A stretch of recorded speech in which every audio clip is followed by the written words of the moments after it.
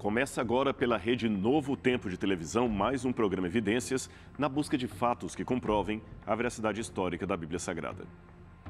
O mundo cristão contemporâneo está experimentando um curioso movimento, especialmente na Europa e nos Estados Unidos, mas também comum aqui no Brasil.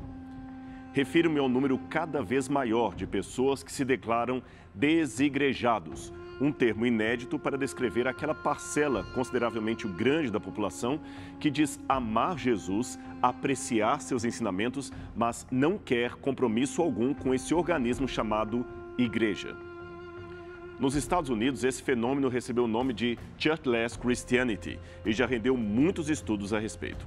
Até o conceituado Grupo Barna de Pesquisa e Estatística publicou um livro sobre o assunto e concluiu que nos anos 1990, cerca de 30% dos cristãos se diziam sem igreja. No ano 2000, esse número tinha saltado para 33%. E mais recentemente, na metade da última década, são 43% dos cristãos que se dizem sem compromisso com qualquer igreja. Alguns até nasceram em famílias religiosas e outros nem tanto. Mas, ao que tudo indica, em ambos os casos, a principal razão por eles apresentada é a decepção que tiveram em algum momento com membros ou líderes religiosos que frustraram a sua percepção quanto à santidade daquele lugar. Alfred Loisy, um famoso teólogo francês do início do século XX, afirmou que Cristo não fundou formalmente uma igreja, nem estabeleceu nenhuma forma de governo para ela. Porém, o seu anúncio do reino de Deus, a transmissão dessa mensagem aos discípulos, conduziu à formação da igreja, que é o resultado da obra e vontade de Jesus. Em outras palavras, a igreja era, para ele, quase que a frustração dos planos originais de Cristo, aquilo que surgiu já que o reino de Deus não foi implantado na terra. Muitos hoje dizem que Loisy foi mal compreendido pelo magistério de sua época e que a sua tentativa era de dizer que a igreja cumpriu o papel iniciado por Cristo de proclamar o reino, mas que ela ainda não seria a consumação escatológica do que Cristo queria dizer. Ou seja, a igreja ainda não é o paraíso final prometido pelo Senhor. De qualquer forma, Loisy ficou famoso quando declarou: Jesus sonhou com o reino de Deus e não com a igreja. Essa declaração caiu como uma bomba no Instituto Católico de Paris, onde Loisy lecionava, e o resultado não podia ser outro. Ele, que era padre, foi excomungado pelo Papa Pio X e proibido de ensinar teologia na Igreja Católica. O tempo passou e a excomunhão oficial pode ter silenciado a teologia de Loisy, mas não foi capaz de impedir que os fiéis tivessem um pensamento parecido com ele. Tanto é que, 4 anos após a sua excomunhão, em 1908, a Igreja Ortodoxa Russa teve de encomendar ao arcebispo de Vereia, Hilarion Troitsky, a produção de um panfleto sobre o assunto. O título não podia ser mais provocativo: Cristianismo ou Igreja? A retórica da pergunta já dizia tudo. Nas 48 páginas de sua monografia, o autor, que mais tarde se tornaria um mártir nas mãos dos comunistas, defendia que a igreja não está presente na história apenas como um ensinamento abstrato. A igreja, na verdade, é um organismo vivo, real, que une pessoas originalmente separadas à semelhança da união entre o Pai, o Filho e o Espírito Santo. A negação da igreja está sendo, infelizmente, a principal característica já vista não apenas entre católicos, mas também protestantes. Note que, se já era assim no início do século XX, imagine hoje em dia. Em 1966, a famosa revista Christus publicou um artigo de François Roustan, também teólogo, com o provocante título Le Troisième Homme, ou O Terceiro Homem. Roustan mostrou que no passado havia 2 tipos de homem: o crente ou eclesial, que por fé seria encontrado nas igrejas, e o não crente ou não eclesial, que pela mesma razão, por não ter fé, estaria fora das igrejas. Mas agora estava surgindo a figura do terceiro homem, um sujeito que se diz crente, mas não quer estar nas igrejas por culpa da própria igreja. É desnecessário dizer que tanto Loisy como Roustan sofreram censura por causa das suas palavras. Roustan, por exemplo, perdeu o cargo de professor que exercia numa instituição católica. e depois se tornou psicanalista e desigrejado até a sua morte em 2016.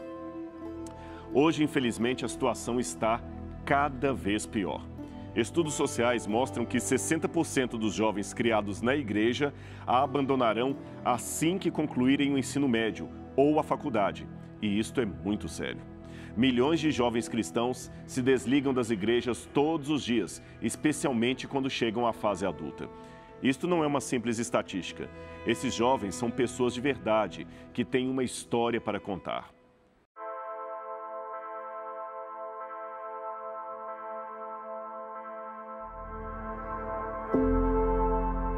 Quando escrevo uma música que não é usada do jeito que os cristãos aceitam, sou massacrado por causa disso. Para que então devo usar os meus talentos?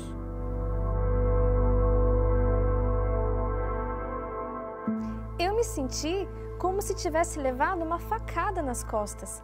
Eu lembro que voltei para casa pensando, os meus amigos de fora da igreja nunca teriam feito isso comigo. Aprendi com a igreja que eu não poderia acreditar ao mesmo tempo em Deus e na ciência. Então eu não tive outra escolha. Eu não acredito mais em Deus. O meu sentimento é que a forma como a igreja lida com a sexualidade está totalmente ultrapassada. Eu sei que o caminho mais natural para muitos adultos, especialmente os pais, é entrar em pânico quando os filhos dizem coisas como estas que você acabou de ouvir e eles procuram fazer de tudo para repreendê-los ou, pior ainda, excusar-se de suas perguntas como se elas fossem dúvidas não sinceras ou coisas que não fizessem sentido de ser ditas. É claro também que por detrás de muitos questionamentos de fé, existem problemas de ordem emocional que os jovens enfrentam e com os quais não conseguem lidar naturalmente. Principalmente problemas em relação com os pais, que muitas vezes tiveram uma criação frouxa ou rígida demais. Você sabe, a diferença entre veneno e remédio é apenas uma questão de dosagem. O psicólogo americano Paul Vitz escreveu um polêmico livro defendendo que o relacionamento entre pais e filhos explica, em parte, o aumento do número de ateus em vários países.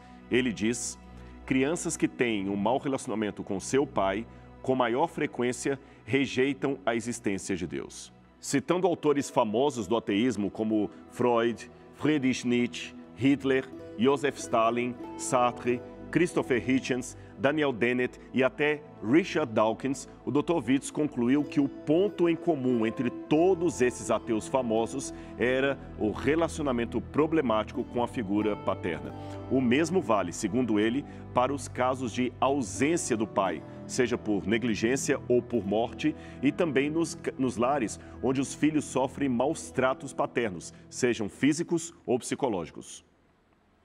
Para o psicólogo, que já foi ele mesmo ateu, a hipótese do pai problemático ou a ausência do pai fornece uma explicação consistente do forte ateísmo dessas pessoas. Observações mais ou menos similares apareceram num grandioso estudo estatístico feito pelo diretor do Instituto Barna de Pesquisa, o escritor e conferencista David Kinnaman. Entrevistando jovens de 18 a 29 anos vindos de lares cristãos, mas que abandonaram a fé e a igreja, Kinnaman concluiu que há uma queda de 43% na frequência aos cultos nessa faixa etária. Esses são dados muito preocupantes. Esse assunto do afastamento das igrejas que o programa Evidências trata hoje é muito sério. E todo esse conjunto de pesquisas que você viu mencionado resultou na publicação de um best-seller nos Estados Unidos intitulado You Lost Me, que numa tradução literal seria Você me perdeu, por que jovens cristãos estão deixando a igreja? O tema e as revelações do livro não deixam de ser polêmicos. Há pelo menos 6 motivos principais apontados pelos jovens que explicam por que eles mesmos saíram da igreja. Primeira razão, as igrejas parecem ser superprotetoras. Segundo, a experiência dos adolescentes e dos jovens de 20 e poucos anos com o cristianismo é superficial. Terceira, as igrejas são vistas como inimigas da ciência. Quarto, as experiências dos jovens cristãos relacionadas à sexualidade na igreja são muitas vezes simplificadas ou criticadas demais. Quinto, eles lutam com o exclusivismo do cristianismo. E sexto, a igreja parece ser hostil para com os que possuem dúvidas honestas.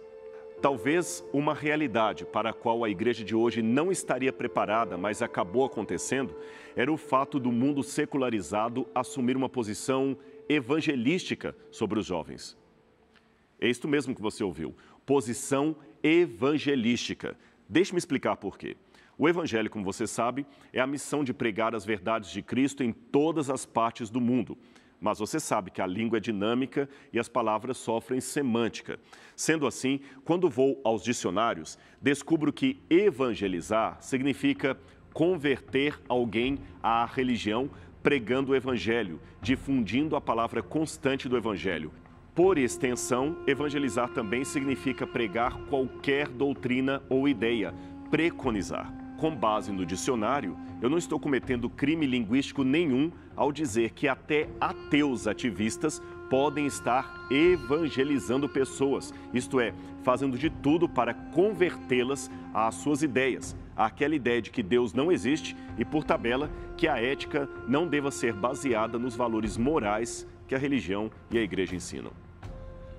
E isto vale para outros tipos de produtos e ideologias que são apresentados todos os dias às massas, usando principalmente as marcas conhecidas e o marketing bem elaborado. É muita ingenuidade pensar que comerciais só existem para vender produtos. Seu intento é muito mais abrangente. Até eleições presidenciais americanas já foram decididas pela disputa entre duas marcas de refrigerante que patrocinavam diferentes candidatos. Não existe marketing sem ideologia. E não existe ideologia se não for divulgada com empenho. Quer ver como eu não estou exagerando? Steve Jobs, fundador da Apple e, sem dúvida, uma das pessoas mais influentes para o empreendedorismo. Ele foi influente não apenas pelos produtos que criou e aperfeiçoou, mas também pelas estratégias em marketing e filosofia de vida que conquistaram milhares de seguidores por todo o mundo. Jobs dizia em suas palestras e entrevistas que uma ótima forma de criar conceitos e desenvolver a marca ou o que você oferece é por meio do marketing de conteúdo. Conteúdos relevantes e de qualidade favorecem a criação da autoridade sobre determinado assunto. Ajudam muito para que as pessoas conheçam e vejam que você oferece muito mais. As pessoas, continuou Jobs, são ambiciosas e sonhadoras. E sendo assim, ele dizia, venda sonhos e não apenas produtos. E continua, preste atenção. Jobs disse, evangelize seus clientes, fazendo com que eles vistam a camisa da marca de uma forma que eles não percebam mais que aquilo é uma marca e começam a considerá-la uma ideologia, um estilo de vida, um comportamento e um modo de pensar. Você percebeu? Evangelize seus clientes. Esta é uma frase muito forte e seria muito simplório pensar que o marketing hoje, nas suas mais diferentes formas, seria apenas uma forma de vender produtos comerciais. Eles querem vender ideologias, conceitos, valores morais.